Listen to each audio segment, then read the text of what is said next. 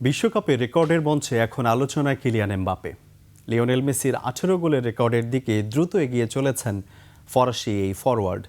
ইরাকের বিপক্ষে ঝড় বৃষ্টিতে বাধাগ্রস্ত ম্যাচেও জোড়া গোল করে ইতিহাসের আরও কাছে পৌঁছেছেন তিনি।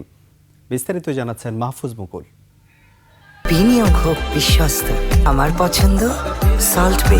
ওয়েলকাম টু সল্ট বে। মেসির পর কি তবে কিলিয়ান এমবাপে? বিশ্বকাপের শুরু থেকেই দুর্দান্ত ছন্দে আছেন ফ্রান্সের মহাতারকা। ইরাকের বিপক্ষে ম্যাচের 14 মিনিটে পেনাল্টি বক্সের বাইরে থেকে বাঁ পায়ের দুর্দান্ত শটে এগিয়ে দেন ফ্রান্সকে। 2 গোলেই বিশ্বকাপে নিজের গোল সংখ্যা ধারায় 15তে স্পর্শ করেন ব্রাজিল কিংবদন্তি রোনালদো নাজারিওকে।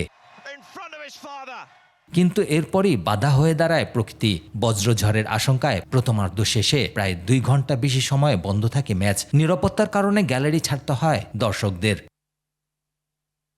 দীর্ঘ বিরতির পর খেলা শুরু হতেই আবারও এমবাপ্পে ঝলক। ইরাকের রক্ষণভাগের ভুলের সুযোগ কাজে লাগিয়ে করেন নিজের দ্বিতীয় গোল।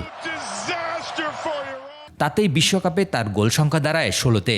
স্পর্শ করেন সর্বকালের দ্বিতীয় সর্বোচ্চ গোলদাতা মিরোস্লাভ ক্লোসাকে। আর মেসির সর্বোচ্চ গোলের রেকর্ড থেকে পিছিয়ে এখন 2 গোল। এরপর মাইকেল ওলিসের দারুণ পাস থেকে ওসমান দেমবেলের গোল। তাতেই নিশ্চিত হয় ফ্রান্সের 3-0 গোলের জয়।